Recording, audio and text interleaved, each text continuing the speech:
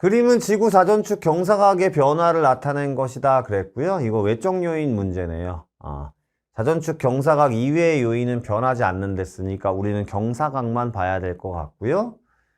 기억 시기, 니은 시기, 현재 이렇게 나와 있고 밑에서 문제를 물어보고 있습니다. 그러면 현재는 약 23.5고요. 그렇죠?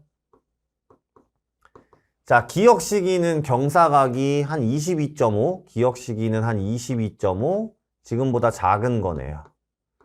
그 다음에 니은 시기는 한 24.5, 니은 시기는 지금보다 큰 시기를 얘기합니다. 자, 요런 상황이다 라고 하시고요. 우리는 현재 거 한번 그림을 그려볼게요. 왜냐면 세차 운동도 고려 안 할 거고 20일도 고려 안 할 거니까 경사각만 따지면 되니까요. 자, 근일점, 원일점이 있을 거고요. 태양이 이렇게 있고 근일점일 때는 이렇게, 원일점일 때는 이렇게 현재 있는 상황입니다. 현재 있는 상황이죠. 자, 그 상황에서 문제를 한번 볼 건데요. 남위 30도에서의 기온의 연교 차이, 우리 연교 차이라는 건 여름철 가장 뜨거울 때와 겨울철 추울 때의 기온 차이잖아요. 남위 30도, 그러면 지금 현재는 남위 30도가 근일점일 땐 여름입니다. 원일점일 때는 겨울이죠. 그럼 연교 차이가 클 거예요. 그렇죠? 그런데 니은 시기입니다. 니은 시기면 자전축의 경사각이 현재보다 커지는 시기잖아요. 그럼 자전축의 경사각이라고 얘기하는 건 수직축으로부터의 이 각도인데 이게 더 커진다는 얘기는 니은 시기에는 남위 30도에서의 이 기온은 평상시보다 훨씬 더 기온이 높아질 거다. 태양 쪽으로 더 다가워지니까. 남중고도가 더 커지겠죠. 그죠? 이번에는 원일점에서는요. 지금보다 경사각이 커지면 니은 시기에는 겨울의 기온은 훨씬 더 낮아지겠죠. 왜냐하면 남중고도가 줄어들 거니까. 그렇죠? 그럼 현재보다는 니은 시기의 연교 차이가 훨씬 더 커질 겁니다.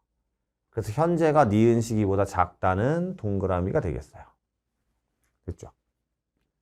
자, 니은. 그 다음에는 이제 어떻게 문제가 나왔냐면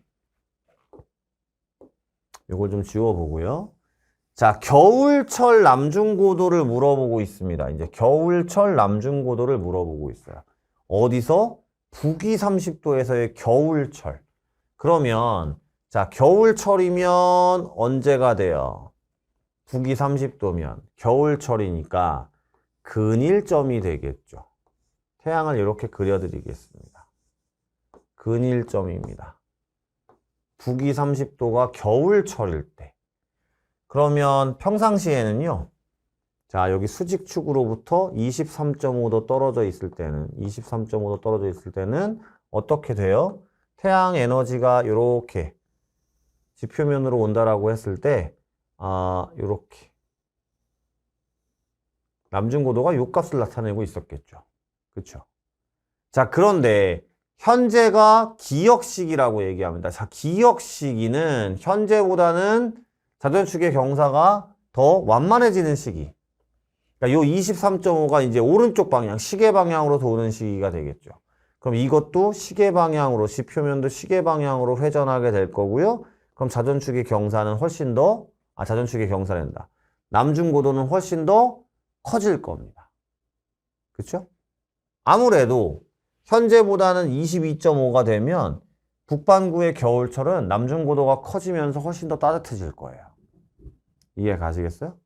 그래서 현재가 기역시기보다 높은 게 아니고요. 기역시기가 더 높게 됩니다. 남중고도가. 자, 디귿. 1년 동안 지구에 입사하는 평균 복사 에너지량, 태양 복사 에너지량. 1년 동안이에요. 그러면 각 지점에서 근일점이나 원일점에서 경사각 차이 때문에 남중고도 차이 때문에 어디가 더 낮이 길어지고 짧아질 수는 있겠지만 어차피 한 바퀴 도는 게 1년이잖아요. 그죠? 그럼 기역식이랑 니은식이랑 차이가 없죠. 어차피 태양 주위를 1년 동안 도는 건 똑같고 받는 에너지는 같을 수밖에 없거든요. 그래서 디귿은 틀렸습니다. 답은 기역, 1번이 되겠네요.